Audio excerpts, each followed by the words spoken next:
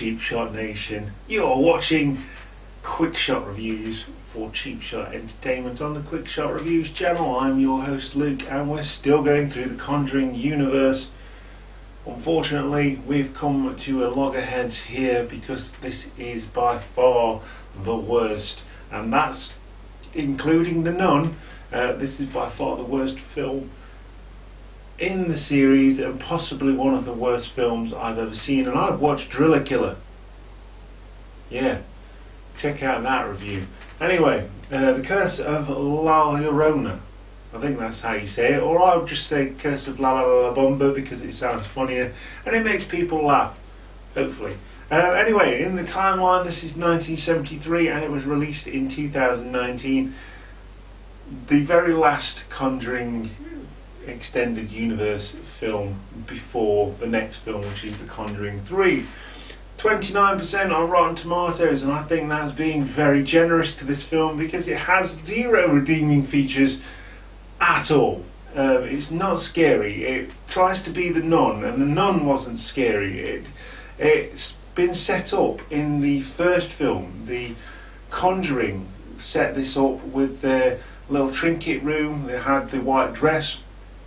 And when I was watching The Conjuring, I thought, okay, that's La Llorona's dress. But it didn't really do much else to set it up. Like The Nun, they set up in Conjuring 2.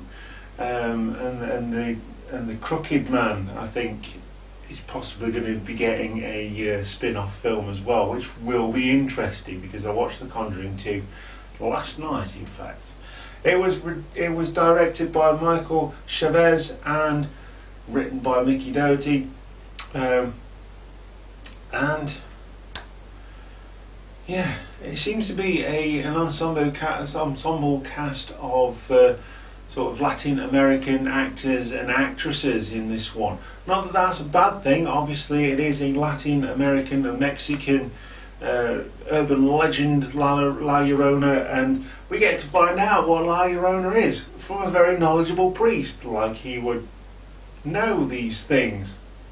But yeah, I mean, the film starts off really powerful. I mean, you got, you know what the La Llorona is. If you've ever watched this film and looked into the background of it, basically, a mother drowns their kids and then, in grief, kills herself. They did the pilot episode of Supernatural based on this, the American version, which was The Woman in White. So, the official description: ignoring the eerie warning of a troubled mother suspected of child endangerment, a social worker and their own small kids, not really that small, are soon drawn into a frightening supernatural realm. Now, this one doesn't feature Ed and Lorraine Warren. It's just a spin-off. So, I mean, literally, it's by association and nothing else. So they were playing on that as they were releasing this film in the hope that they would make some money. And they certainly did make some money based on how much they spent on this. The cast is very small. The shots, I mean, it's still a beautiful film. I mean, it shows that James Wan had his hand in this and said, right, this is what you're going to do. But, you know, he's just producer on this one. He doesn't even need to turn up, you know, and just having a credit for, you know, being the man behind the whole universe sort of thing. But it stars Linda Cardellini, who I usually absolutely love, as Anna, the mother, the social worker. Raymond Cruz as Raphael. You may remember him from Breaking Bad as the main bad guy there for one of the seasons. Patricia Velasquez plays Patricia Alvarez, and that is the other social worker, and Marisol Ramirez plays La Llorona, and that is pretty much your cast for this one. We've got a priest as well who appears very sporadically and intentionally. So, you know, the thing that befalls horror movies quite often is that they call their own shots before they've actually happened. Let them happen first and then tell us, fill us in afterwards. Don't tell us before and then let it happen. It doesn't work that way. It doesn't make it scary, it doesn't make it interesting, and I just found myself very, very bored of this film. Terrible film. Worse than Nun in my opinion, and nothing happened in The Nun. That was just a boring film.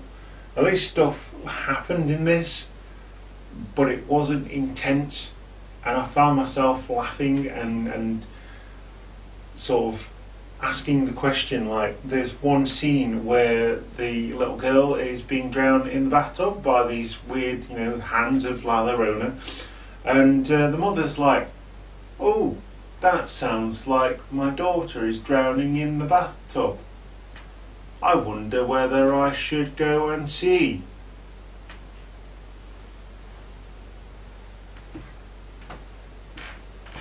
And then it's like, oh, she is actually drowning. Like,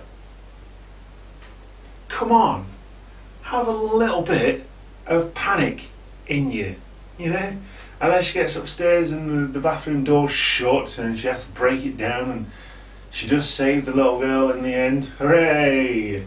And we get to get more of the film. It also has a false finish and it continues way after it should have finished, but yeah, I can't recommend this movie. It's awful, it's terrible, and it's just not good. Everything you've heard about it, including from me, is absolutely true. Awful film, don't go and see it. Anyway, I'm going to give this film a slow reacting mother as of a weirdly knowledgeable priest. Yeah. I can. It's my rating. Deal with it. Anyway, this has been the Curse of La Llarona review for Quick Shot Reviews and Cheap Shot Entertainment. I've been your host Luke. Make sure you like and subscribe. We're trying to grow this channel. It's a brand new channel that was launched just a week ago as I'm filming this, and roughly 2 months as you're watching this. So we're trying to grow it. Leave a comment down below. If you've seen this film, tell us what you think of it. Join us on social media. There should have been a banner at some point during this video, so check us out on there. And I'll see you next time. Goodbye, Cheap Shot Nation. Laters.